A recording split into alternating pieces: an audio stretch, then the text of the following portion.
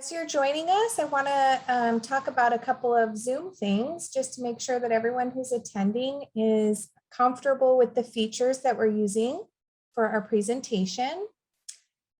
I think we all know how to use chat in Zoom these days, but if you look down at the chat feature at the bottom of your Zoom screen, you are invited to use the chat to say good evening, to offer words of gratitude or welcome or thanks to our speaker or to your peers and friends and community members joining us this evening.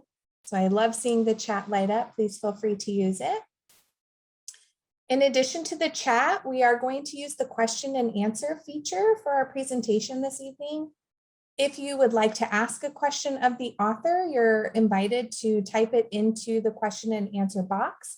And we will be taking questions at the end of this evening's presentation. So you can put it there as a space holder so that we know that you'd like to share and engage with our speaker. If at the time that we do question and answer, you'd like to be unmuted and to share and to speak to our guest, we welcome that. We'll give you the opportunity and we'll unmute you so that you can ask. Or if you prefer to have your question asked on your behalf, we will also do that so that we can hopefully give you some additional information and invite you to engage with our author in that way. So thank you for using those two features.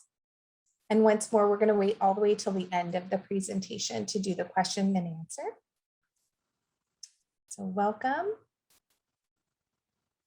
I'm going to go ahead and get started. My name is Angela Senegalia. My pronouns are she, her, hers, and I am the department chair and an English faculty member in our adult high school diploma program. And on behalf of all of the members of our team in non-credit at the Community Learning Center, we'd like to welcome you to our November Speaker Series event. Each month on the first Wednesday of the month, we try to bring new opportunities and new speakers to our students and our college and our community. And so we are grateful that you are here joining us to learn a little bit more about Native American Heritage Month. And so I would like to introduce you to Dr. Jolie Proudfit. I've had the honor of hearing Dr. Proudfit speak before. She is a descendant of the Pechanga Band of Luiseño Mission Indians, and she is a very active member of our local community as she serves as department chair and a center director at Cal State San Marcos. So without further ado, I'm going to invite Dr. Proudfit to begin her presentation. Thank you, everyone. Miyam, Natong Dr. Jolie Proudfit. Good evening, everyone. My name is Jolie Proudfit, and I am Zooming to you from my home in Carlsbad, which currently is the homelands of the traditional Luiseño Pancowicham people. So this has been our Aboriginal homeland since time immemorial. We say the beginning of time or time immemorial, and I have the good fortune to live on my traditional homelands and teach on my traditional homelands. So some of you may be hearing more and more about land acknowledgements and recognizing whose tribal lands that we are on. And I want to encourage you to be mindful of whose lands you are on, whether you're visiting them or you're working on them, playing on them, attending a school on them. But it's important to recognize whose land you're on, because all of you, unless you're from these lands, are guests here. And so we encourage you to act as good stewards and good neighbors. And remember that this is our home. And so I am the chair of American Indian Studies at Cal State San Marcos. I've been on that campus since 2008. And again, that campus is on the traditional homeland of the Luiseño Pancowicham people, which that is my ancestry. And so we have a land acknowledgement that we created in partnership with more than 20 tribes in the region.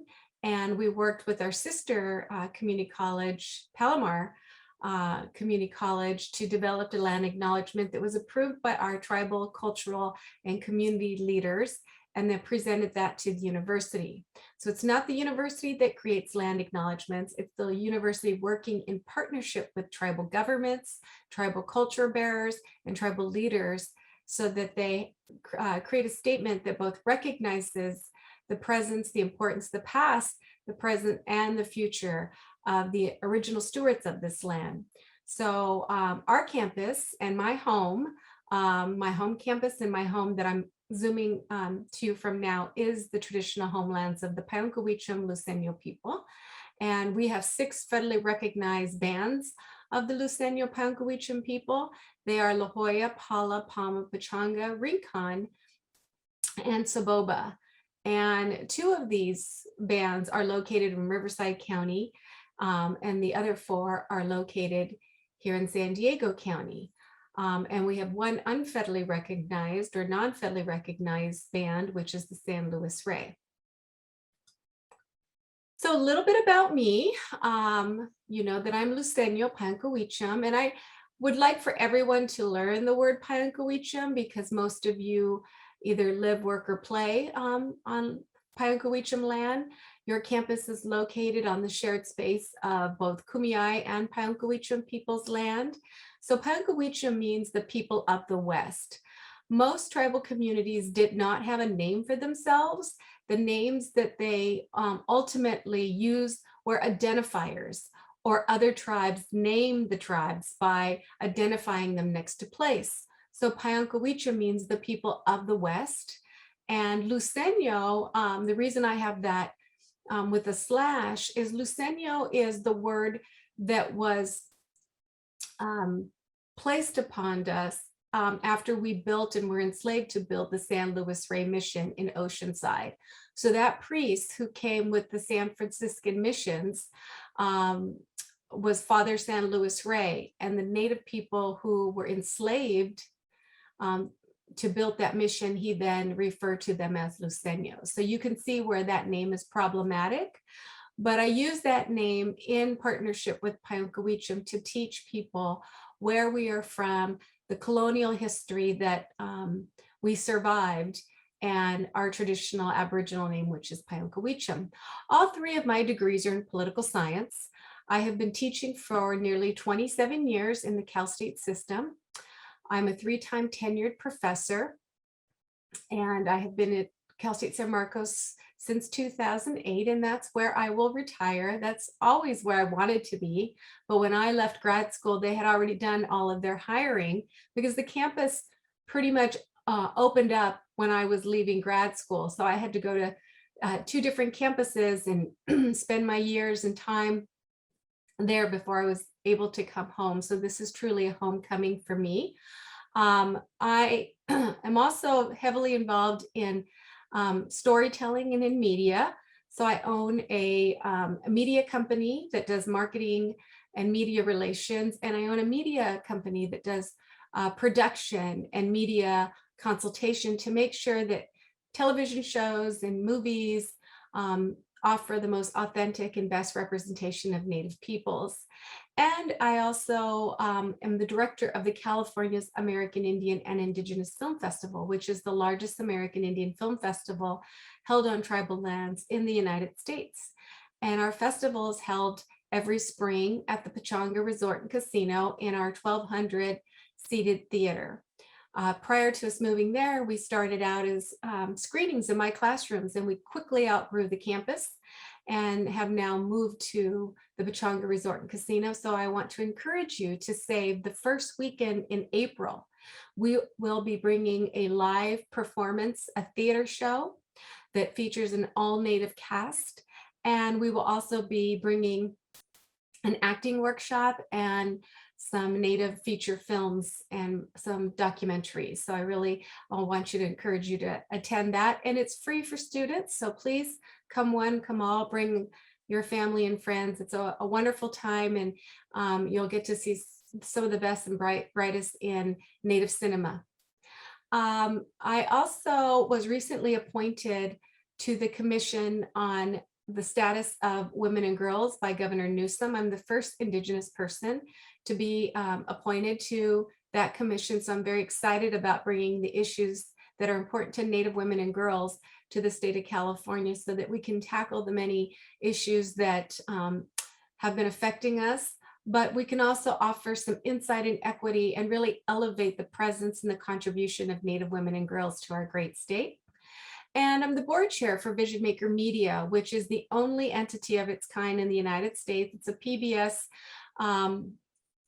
supported organization that pretty much anything that you see on PBS that has Native content, we had a hand or were engaged in. So November is Native American Heritage Month.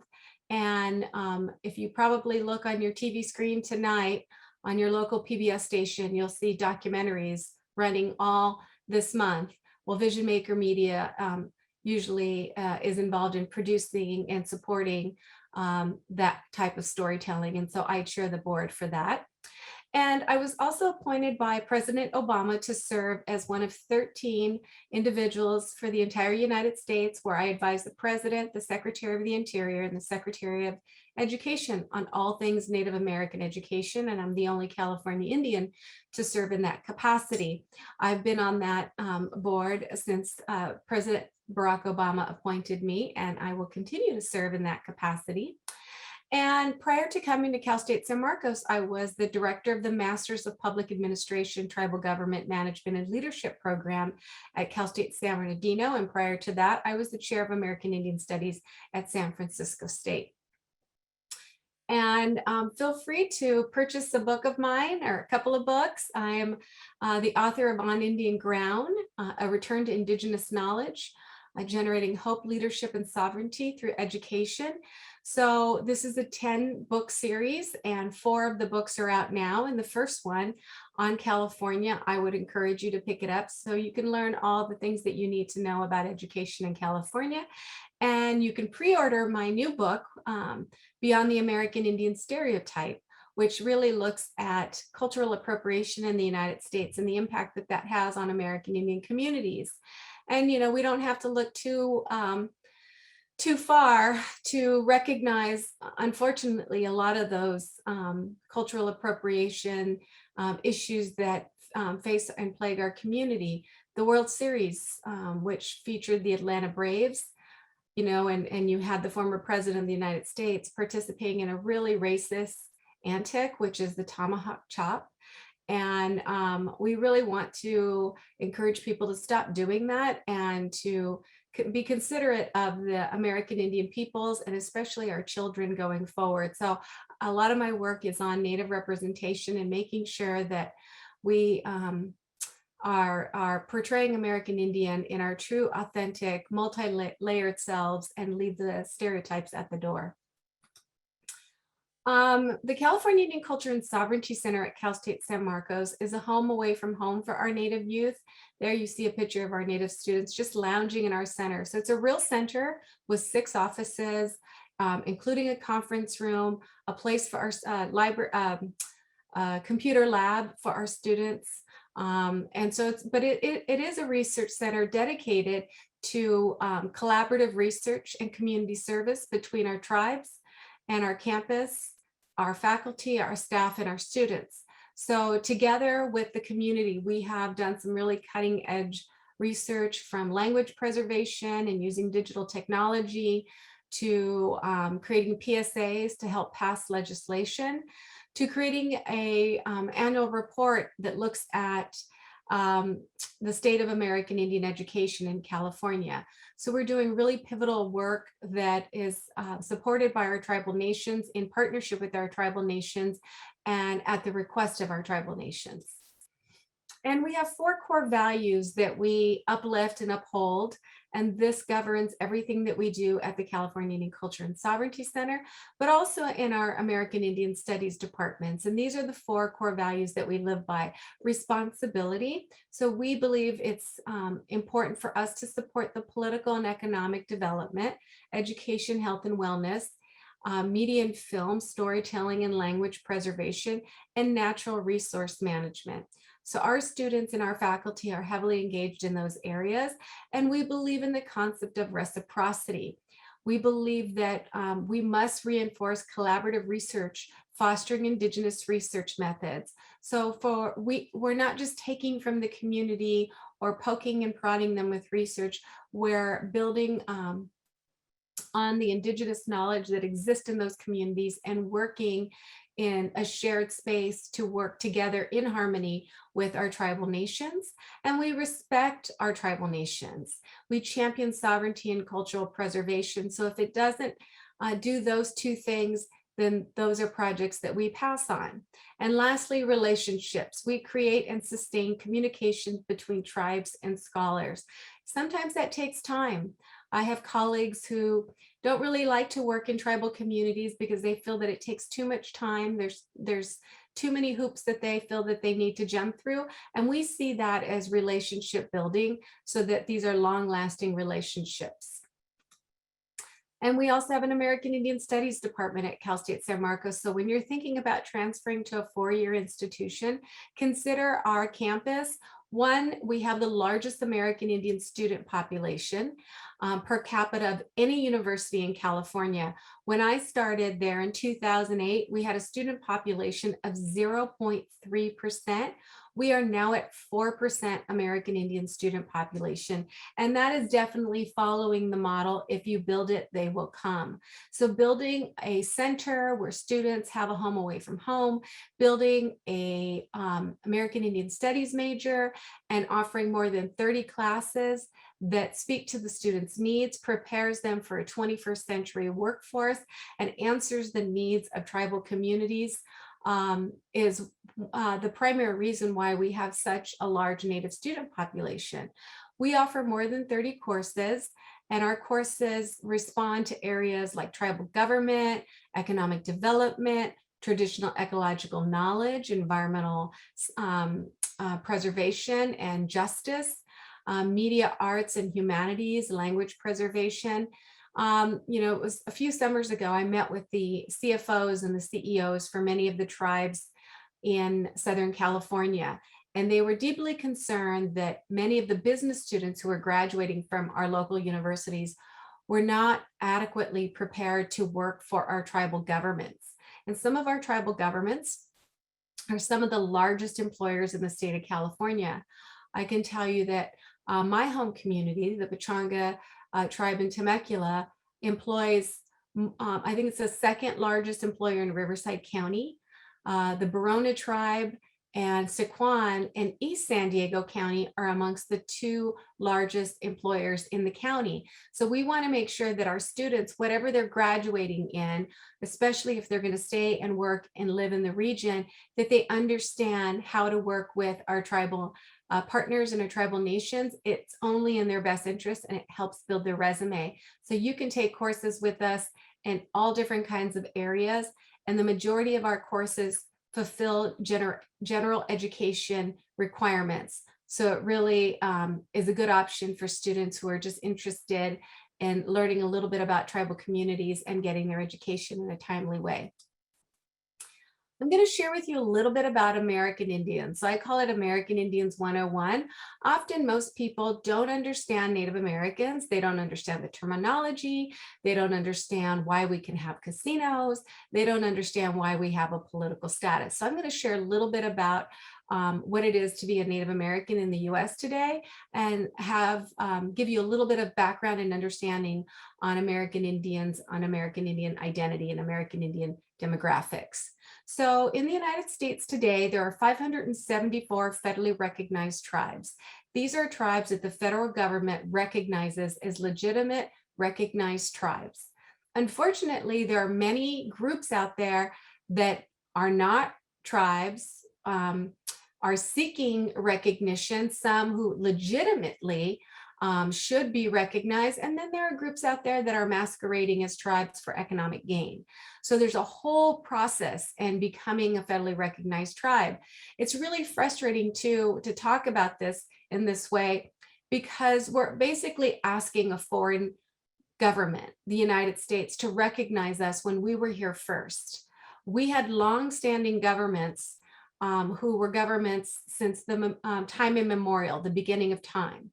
And we know that the European countries, when they were coming here, many of them who were lost. But when they were coming here in search of a better life, um, entered into treaties with tribal nations.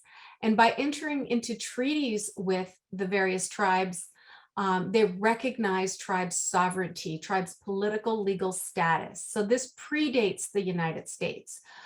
Tribes have treaties with the Dutch, with the French, with the Spanish. So this predates the United States. There are 9.7 million people in the United States who identify as American Indian, according to the 2020 census. We make up 2.9% of the total population, but our population is going up. So I'm happy to report that the American Indian and Alaska Native population alone, which means full-blooded American Indians or Alaska Native, grew by 27%. And those who claim American Indian ancestry coupled with other races like Latino and Native American, Asian and Native American, that grew by 160% in the last 10 years. So what this says to us is that people feel, one, comfortable identifying as an American Indian, and they can now mark more than one racial category, so that they're marking all of the ancestry that they have within them. And so this is a beautiful thing to see our numbers increase. This is a map of the United States as it exists today. This map was previously all covered in this reddish purple color, which would mean tribal lands, because all of the United States is Indian country. However, the colored areas that you see on the map are the colored areas that represent the different reservations in the United States. You'll notice the Eastern Seaboard has very few colored spots on it because of colonization and because of the waves of genocide and colonization. There are few federally recognized tribes in those areas. And then as westward expansion happened, tribes were moved east, tribes were moved to the Oklahoma Territory. And then you see the largest area on the map is the Four Corners. That's Arizona, New Mexico, Colorado, and Utah. And that is the homelands of the Navajo Nation. The Navajo Nation is about 16 million acres of land. So that the Navajo Nation is bigger than many countries in Europe, for example. So American Indian economies, we know that living here in Southern California, we can see the impact of tribal governments on the economy with tribal government gaming, but it wasn't always like that. Tribal government gaming has only been around in the form that you know it now over the last 20 years. But tribal gambling really happened in the late 80s, and it was sanctioned by the federal government. And then in 1998, here in California, tribes had to fight for the right to have casinos on tribal lands. And we were successful in that fight. And so you see the investment that tribes are making. But tribes are sovereign nations, so they can enter into agreements and have certain businesses on tribal lands that other groups and peoples cannot have. The impact of tribal economies and tribal investment in the United States is $70 billion. And most of that money leaves our native reservations because we don't have the supply chain on our reservations. We don't have the stores and the tax base on our reservation. So much of the funds that are generated leave the reservation. Our reservation-related economies represent 20% of the US global domestic product. So it's a pretty significant amount. And American Indian tribal governments have the ability to tax and generate revenue in that way. And we also have the ability to utilize competitive advantages to build economies. And so tribal government gaming and casinos are one of those competitive advantages. So we have entered into compacts with the state of California that we agree to provide the state of California with a certain percentage of investment, and we then will have the ability to have tribal government gaming on our reservations only. in the style that you're used to seeing, like in Las Vegas. That is slot machines, card rooms, things of that nature. And the tribes are most innovative.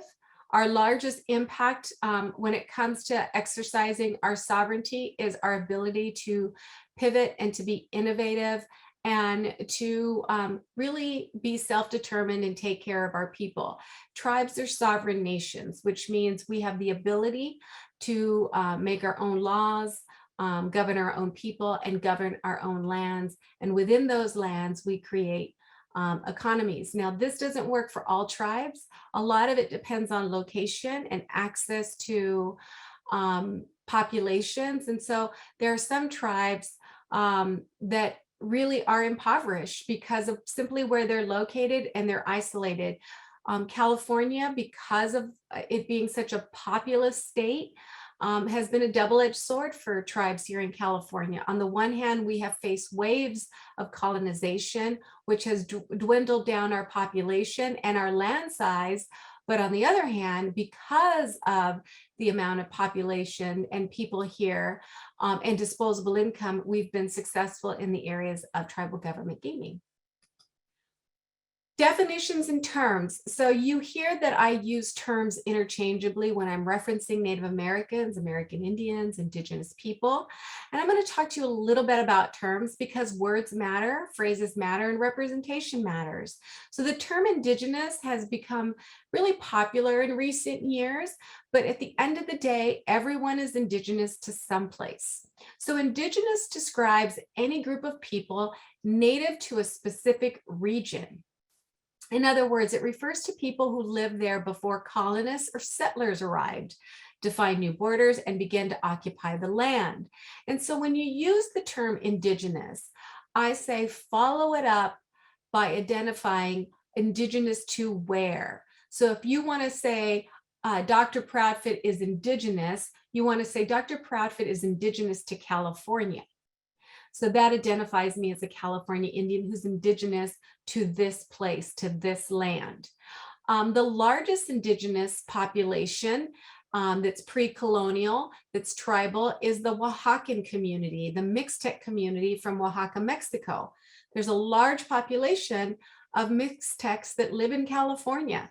While they're not Indigenous to California, they are Indigenous to Mexico. So you see how using those terms properly and identifying them next to place makes the most sense. So simply saying Indigenous isn't quite the same as saying Native American or American Indian. Native American means those tribes indigenous to the continental US. Same thing with American Indian. And the reason when we renamed our Native Studies program from Native Studies to American Indian Studies, we worked closely with our tribal communities in placing a name, and American Indian resonated mostly with our tribes and our tribal governments because it is the language that is used in the treaties and the executive orders, and it has such a strong political connotation to it, and tribes want to underscore their political status. At the end of the day, American Indians are a political group before we're a racial group. We're the only people in the United States that have that status. And that political status exists because we are the first peoples of this land. When used in the United States, terms like indigenous art or indigenous land do usually refer to Native American art or land. So if you say, this is a piece of art, this is an indigenous artist, this is an indigenous California artist, you're referring to that being Native American or American Indian art. And this is an important term because, especially when you deal with art, there is something called the American Indian Arts and Crafts Act, and it was passed by Congress to protect American Indian art and American Indian opportunity to make a living on their traditional art forms. So there have been people trying to sell jewelry and art forms saying that this is American Indian art or indigenous Native art, and it's not. And I would encourage you to always buy authentically from the artists if you're trying to buy American Indian jewelry or art or moccasins or clothing, so you know who made it, where it comes from, and you can be sure that you're buying traditional art. If people fraudulently identify their art as indigenous made or native made and it's not, that can be serious jail time, prison time, and serious, serious fines. So the federal government is starting to crack down on that because there have been groups who have been bringing in materials from the Middle East and Asia and trying to sell them as Native American art. And at the end of the day, that really hurts our local Native American artisans. The more specific term Indigenous American carries the same general meaning as Native American or American Indian. Both describe the original peoples of the North American continent. Here are some other terms that are important: Native American and American Indian.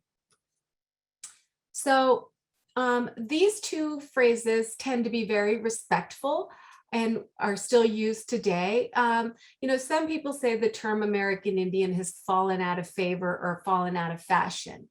But because that is the language in our treaties and in our legal documents, and when the US Census is taken, it says American Indian, Alaskan Native, that's an important term for us to continue to use.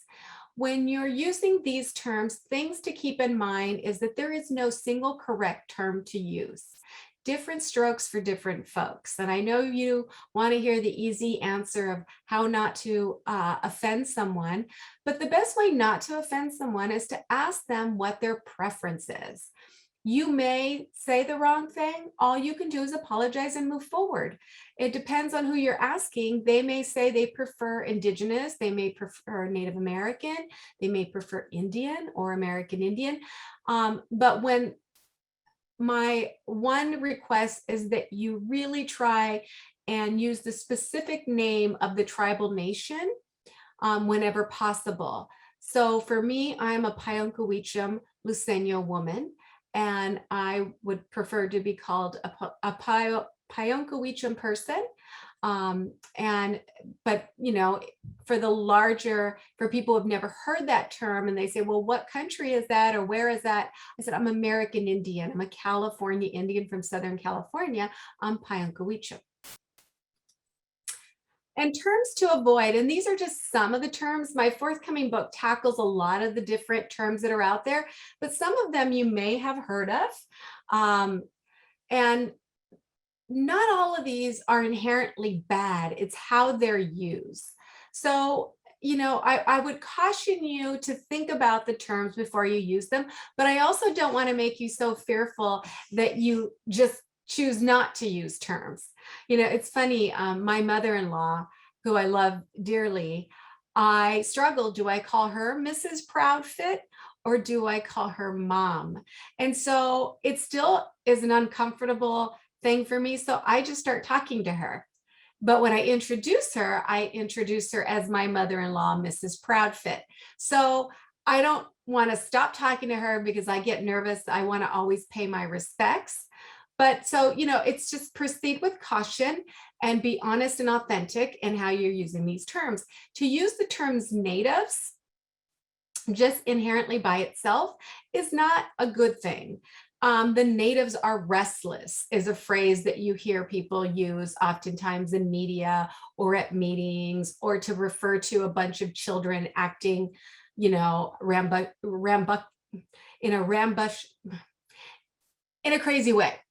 And so when you say the natives are restless, you're basically calling us savages, right? Or saying that we're somehow maniacal or acting crazy or something like that. And so the way that it's used in that way is a negative connotation. The term Eskimo, Eskimo pie, E is for Eskimo in children's books. That is a term that has been a blanketed stereotype term to lay a label to a specific phenotype or a look or a caricature.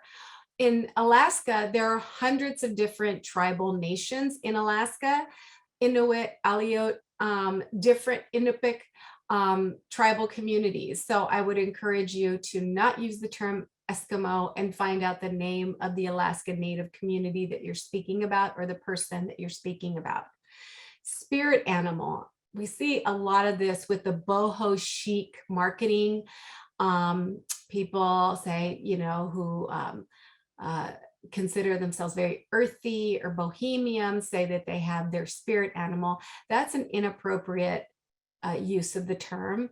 It's not okay to make fun of us. We believe to be in good relations with all living things, including animals, but to use this term in this flippant way is really a stereotype and cultural appropriation. The term tribe, I've even seen it on baby clothing. You know, this is my tribe with feathers and arrows. And while tribe is not like a sacred word or anything, the way it's being used, especially in consumer materials and marketing, is especially with the imagery, arrows and feathers and native designs, that term is being culturally misappropriated. That, oh, you know, I'm a member of this tribe, and it could be a fraternity or sorority or a group of, you know, moms in a book club. This is my tribe. And it's really dismissive of the federally recognized, the 574 federally recognized tribes that exist today that are nations and governments. The term savage. I see that young people have popularized that term, savage, for some reason. I have a 10-year-old daughter, and she came home a few years ago, and she was pretty upset at how this term is used. And she oftentimes is the only American Indian in her entire public school. For the last, from kindergarten to fourth grade, she was the only American Indian in her entire public school in Encinitas. Now she's in a new school, and we don't know how many other Native Americans are there, but we moved about a mile away. So she's often very sensitive to the issues, or when she shares her culture, and people use those terms and other children use those terms, it's very hurtful. And so savage has a negative connotation. Recently, there was some controversy over male cologne that Johnny Depp participated in, those ads featuring Native American powwow dancers and Native American backdrops and the sounds of, you know, eagles and flutes and a desert motif, and it was Christian Dior's Sauvage. So just because you say it in French, but using all of that Native American iconography and still calling us savages is not okay. And that commercial was pulled, and we were really glad to see that they did that. And costume, referring to our traditional regalia, our traditional clothing as costume is also inappropriate. These are not Halloween costumes. These are our clothing that we wear for special occasion, for ceremony, for dance. And so it's regalia or it's our traditional clothing, but they're not costumes. We're not performing in a parade or getting ready to trick or treat. It's our clothing. Powwow. A powwow is a social event where dancing happens. And here in California, powwows are not traditional to this region. They're from the southern and northern plains, but have been brought here and have become really popular social dances. And so they're used to bring Native peoples together from all over North America to share in culture and tradition and dance. But it's often misused in a very cultural misappropriate way to say, we're going to have a discussion and really get into it and get into debate. So let's go powwow about it over here.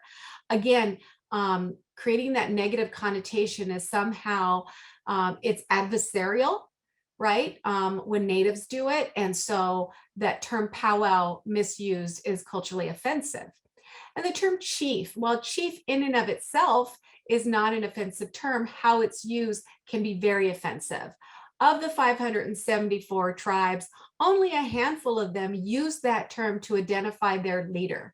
The principal chief of the Cherokee Nation, for example, is an identifying term. But most tribal communities use the term tribal leader, tribal spokesperson, tribal representative. The Navajo Nation, for example, uses tribal president. But the term chief is oftentimes misused to refer to just any old Native male who stands out from the crowd. So in movies, you often see if there's a Native person in the platoon, hey, chief. If there's a Native person in class, hey, chief, right? So it's used in a very derogatory way. On the warpath, again, putting Native people in an adversarial position, that we're somehow ready for a fight and conflict. So when someone's trying to express that they're mad and they're going to express themselves in that way, they say, oh, she's on the warpath for you. Again, a nod back to Native people as somehow being warriors in a negative way, warring communities. And we are more than people that engage in conflict. And at the end of the day, we are warriors, and we did stand up to fight for our land and our people.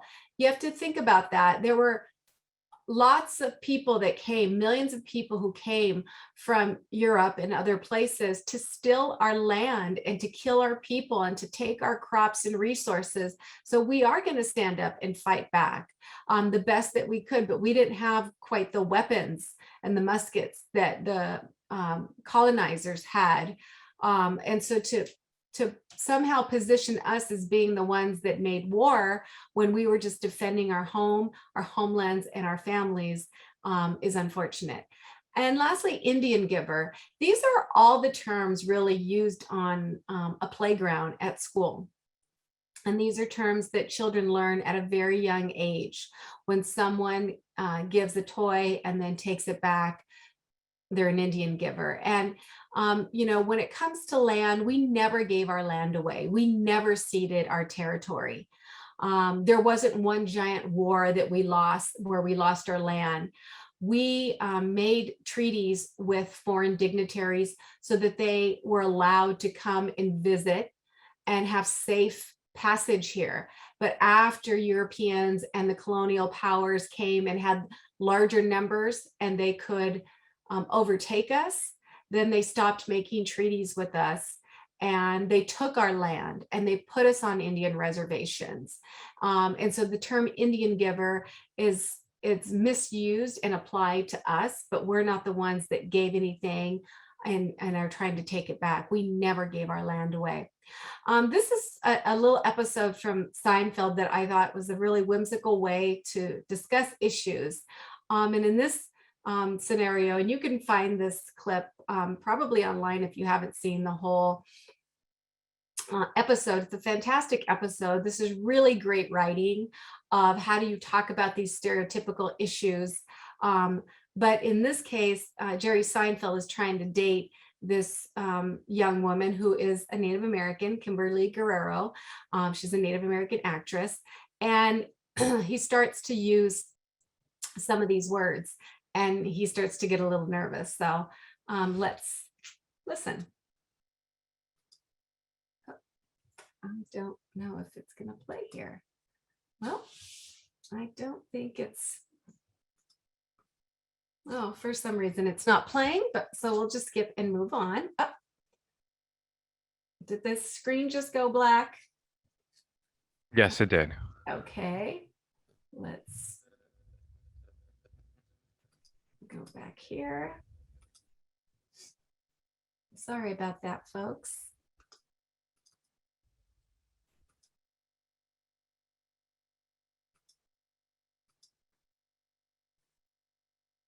Sometimes technology works, sometimes it doesn't. So let me see if I can stop share for one quick minute. And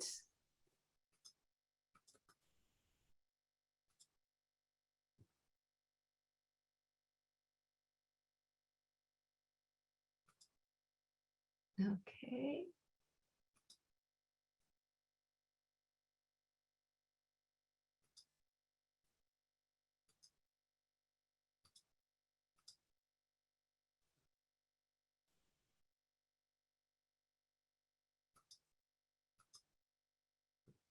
Okay.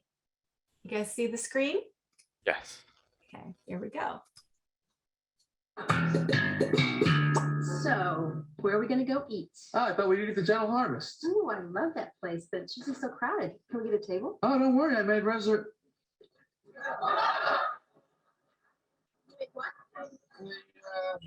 I arranged for the appropriate accommodations. And then, Nick tickets, floor seats. How did you get these? Got him on the street, Phyllis got.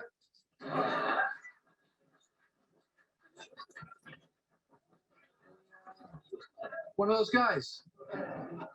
What guys? You know, the guys that they sell the tickets to the sold out events. Oh, by the way, that TV guide I gave you, I need it back.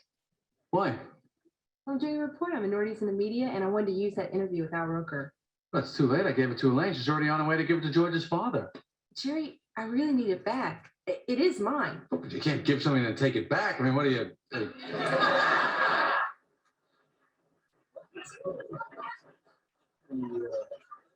person that, A person that what? well, a person that gives something and then they're dissatisfied and they wish they had never And- given it to the person that they originally gave it to. You mean like an Indian giver? I'm sorry, I'm not familiar with that term. So you can see he's so nervous to even use the term reservations. And what we don't want is for people to be afraid to even have dialogue with us. But I thought that was a clever episode to bring those terms to light and to see how a part of our kind of vernacular, some of these insidious phrases are that we've just adopted without thinking about them. So I encourage you to think about these terms. The term BIPOC has been very popular in recent years. We don't know where it came from or who came up with it, but we got lumped into it, and it's not a preferred term when discussing Native Americans or American Indian or Indigenous people. It's another way that just kind of erases us and assumes us into this multicultural identity. So if you're talking about Black people, then talk about Black people. If you're talking about Indigenous Americans, then speak to Indigenous Americans. But to just lump us all up and assume that we're all in this multicultural without giving any deference to our political status is erasure. And so who's an American Indian? To be considered American Indian, you have to be a part of a tribal community, either enrolled in a tribal community or be a descendant from a tribal community, which means you have to have some kind of paperwork. And as unfair as that sounds, we must show proof that we're American Indian in order to receive services or benefits from either our tribal community, the federal government, or the state government, which means we have to have some Indian blood. Now, contrary to things like 23andMe and DNA tests, there is no DNA test that exists on the planet that can tell you what tribe that you are from. There are DNA tests that can give you markers, but they cannot tell you that you're Native American to California, Native American to the United States. So don't waste your time or money, and please don't give your genetics to a private business. I don't think anything good can come out of that, but I think it's really unfortunate that we hear from people all the time that tell us that they are Native American. And when I ask them what tribe, they say, I don't know, but I took a DNA test and I found out I'm, 6% Native American. That means nothing. And it's actually really absurd and hurtful. And so you have to have some kind of proof of citizenship or identity or kinship or tie or lineage to a tribal community. These are some of the tribes in San Diego. San Diego is home to the most number of Native reservations and tribal governments. There are 18 in this county alone. California has 110 federally recognized tribes, more than any other state. You wouldn't know it because compared to the larger population of 40 million people that live here, we only have 1.5 million American Indians living in California. I do think that number is low. It's probably more like 2 million, but still 2 million out of 40 million is a drop in the bucket. While there are more American Indians living in California than any other state, compared to our overall population, we seem small. So when you go to Arizona or North Dakota or Oklahoma and you see more visibility and presence of Native populations, it's because their overall population is small. So those are some of the tribes in California. These are all the federally recognized tribes in California. This is the Southern California region right here, which has to be pulled out because there's so many tribal communities in this area. And I'm going to play this little video so that you understand the impact of colonization on California Indians. And so when you wonder why our populations are so small, this has a lot to do with it. Growing up in the US, you learn about the California Gold Rush, the 49ers and their hunt for gold. But that's only part of the story. The truth is, the gold rush was the start of one of the darkest periods in US history. But this dark history remained covered up for years. So what actually happened?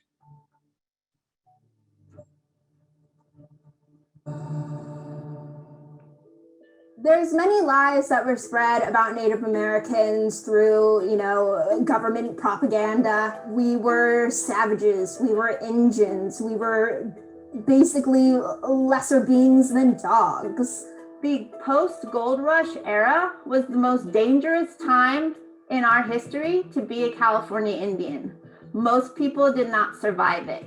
Nicole Myers-Lim and Jaden Lim are mother and daughter. They are also Pomo women who grew up knowing their family survived violence that was in part spurred on by some of the propaganda that Jaden referred to earlier.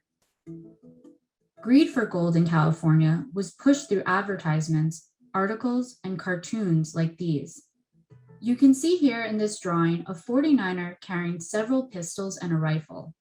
In this picture, a miner is strapped with a gun and a knife while wielding 2 mining tools. And the woman next to him, she's also armed with a gun and a knife. The subtext in pictures like these wasn't lost on the 49ers. 300,000 people poured into California during the gold rush. A lot of them were heavily armed, which led to dangerous and violent behavior. Interesting part of the research was to learn that so many crimes were hidden in plain sight. Benjamin Madley, a professor at UCLA, conducted research over 10 years to complete his book, An American Genocide.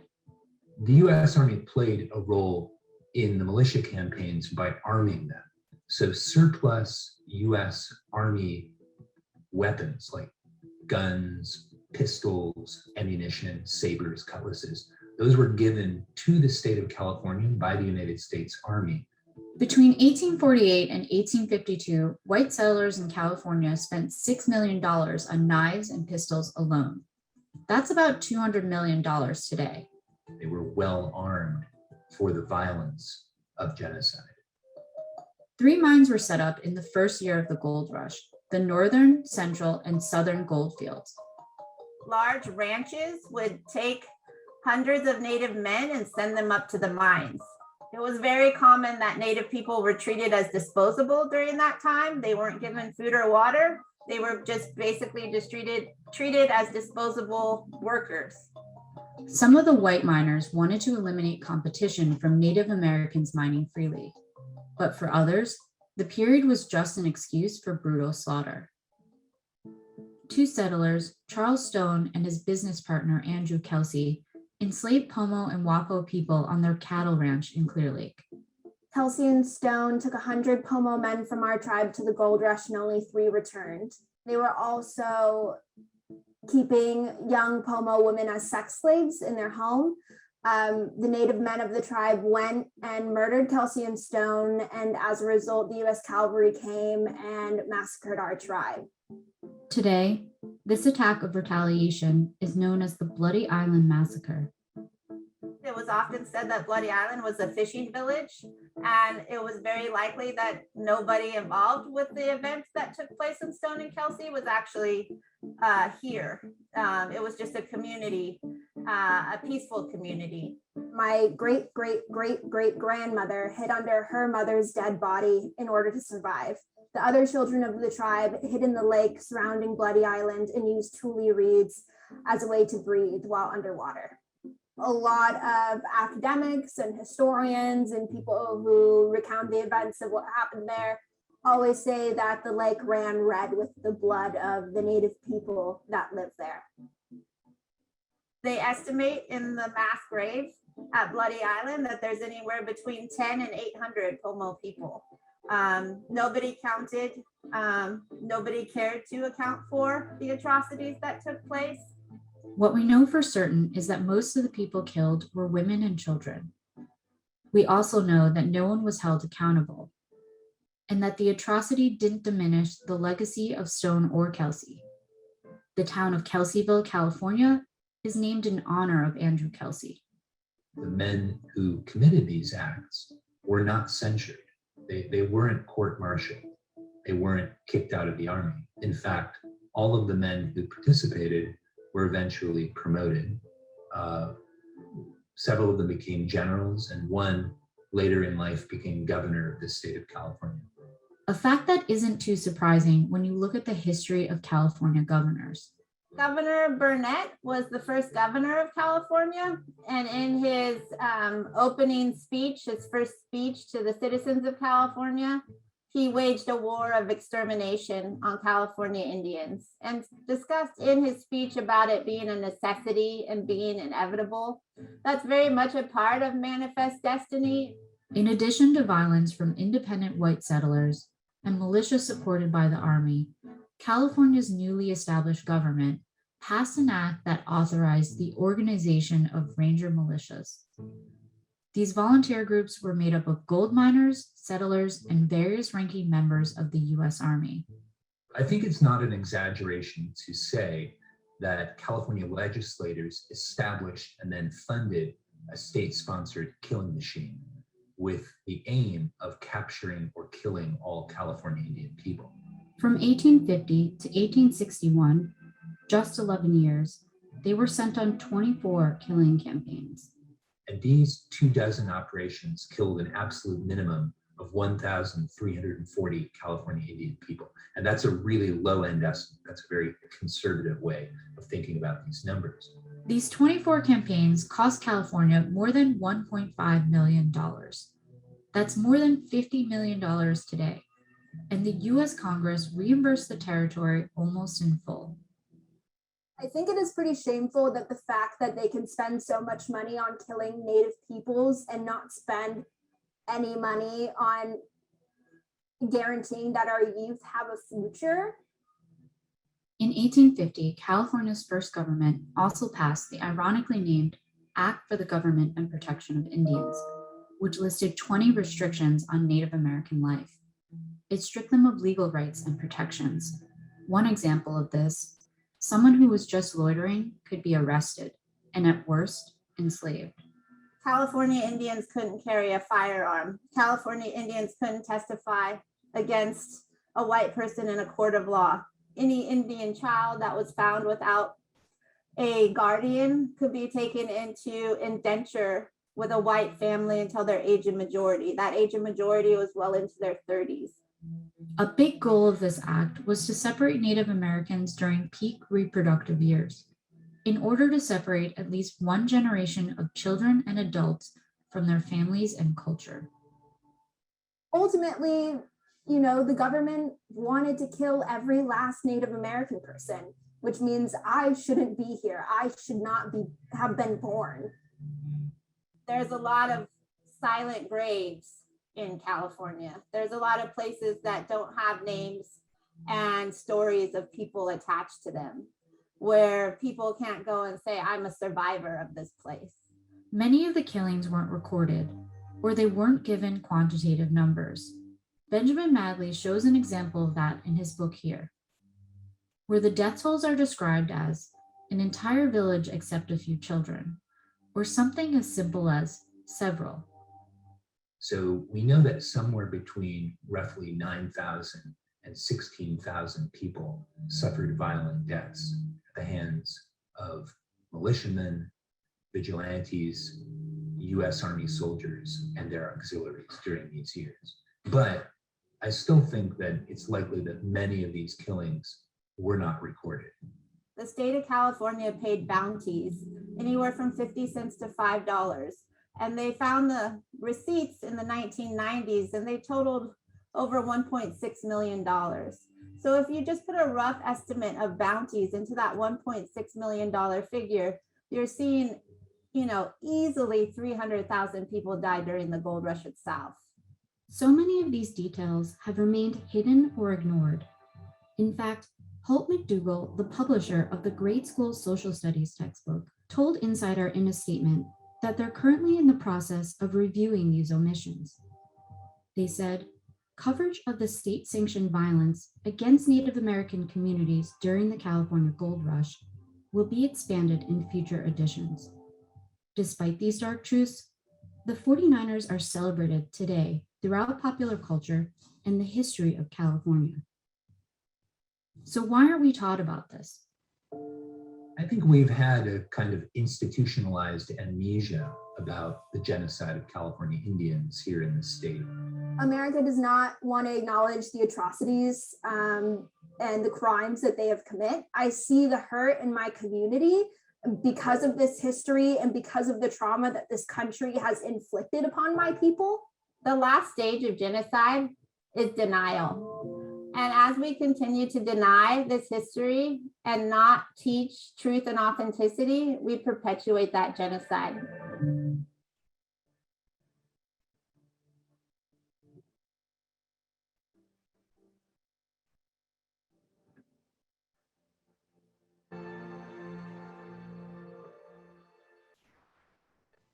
This has been an episode of Whitewash. If there's another story that you'd like us to cover, please let us.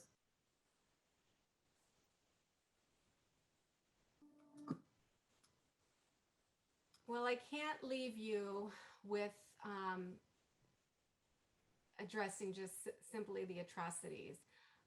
The tagline for our American Indian Studies Department is "Our existence is our resistance." So the fact that I'm here in celebrating November Native American Heritage Month with you and speaking to you as a California Indian woman is nothing short of a miracle.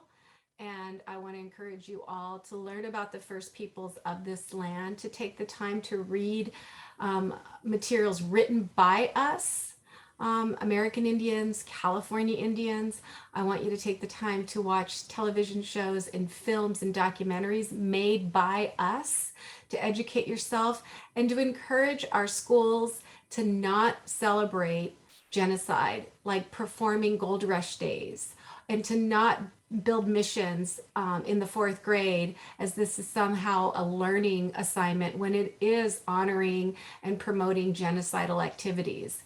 So we can all do better. When we know better, we do better. And I think with this new governor who 2 years ago apologized for the genocide of California, we're on the path to healing. But we need to see ourselves everywhere. We need to have visibility, not just land acknowledgements. We need to see ourselves in the names of building, parks, place, trails, schools, libraries. And I would encourage you all to learn our language on whoever's homeland that you're on. So I'd love to see our campuses rename everything they have, not just have an English name for it, but also have, at least when they're on Payunkawicham land, a Payunkawicham name for it. Kumeyaay land, a Kumeyaay name for it. Kuya land, a Kuya name for it. So it's the least we can do is honor the people and honor the land, because after all, given what has happened to us in the waves of genocide, we are nothing short of a miracle. So I thank you for your time and listening today. And if you have any questions, I would be happy to answer them. Thank you so very much, Dr. Proudfit. We really appreciate your time and this wonderful and important knowledge that you shared with us. I'm going to help you with any questions that anyone might have. Ingrid had a comment. Ingrid, I don't know if you want to unmute and say your comment to Dr. Proudfit. Yeah, Ingrid, we see your hand. If you can just unmute your mic, you'll be able to ask your question. There should be a button that appears on your screen, Ingrid, or Ingrid student, that would ask you to unmute.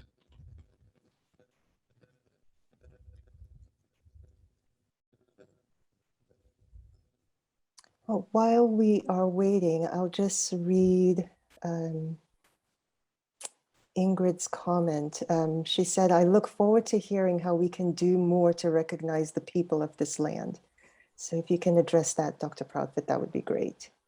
Yes, you can work with your campuses and encourage them to rename buildings and places and to put up signage in tribal languages so that we all are learning those words and languages by putting up monuments and taking down racist ones. I think is a good step, putting up murals, bringing people to campus, making sure that they have good relations with the local tribal communities. That's one way to have a good representation and presence on your campus community. And you could do this with your local governments because all politics is local. So I really encourage you to do that. The city of Vista, the city of Oceanside, the city of San Marcos recently have announced renaming of parks and trails. Go to city council meetings and encourage them to name them after the first peoples of the land. Thank you so much. That's great advice. Are there any other questions? I'm looking at the chat and I don't see any. There are just lots of thanks, lots of praise for the great information that was new, but important to everyone. Well, wonderful. I thank you for staying. I know it's late and we went over by 7 minutes, but I appreciate your time and investment of time to learn about my people and the people of this land. So celebrate Native American Heritage Month by celebrating Native people and, you know, pick up a book, pick up some artwork, attend an event, and you can connect with me on Twitter at Native Prof. That's like Native Professor, Native Prof. And you can sign up for a newsletter at the California Indian Culture and Sovereignty Center to learn about events that we're doing. We have a play, the Thanksgiving play that's coming to our campus November 17th through the 20th. I encourage you all to come check out that play. It's a funny little satirical look at Thanksgiving. So lots of fun stuff happening and lots of opportunities to learn. Wonderful. Thank you so much, Dr. Proudfit. And thank you, students and everyone that attended. Thank you so much for your time. Thank you. Bye-bye.